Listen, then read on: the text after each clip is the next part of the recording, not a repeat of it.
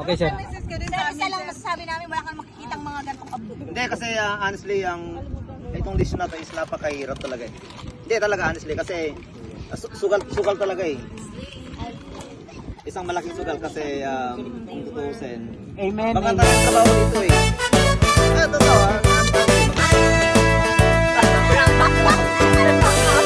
trabaho dito pero yun nga, yung sabi nga ni Gnopa is yung bright side nga is Ako nagsabi, hindi sa akin. sige si Kim. Yung bright side nga is ultimate goal talaga is maging PR para sa mga bata. Oh, isa lang Sa naman bata, ang is para sa bata. So kung ang isipin mo is to earn money, huwag ka sa Canada. Dito ka pa sa Dubai. Pero kung isipin mo is yung ultimate goal talaga na para sa future ng family mo, kailangan talagang i-settle.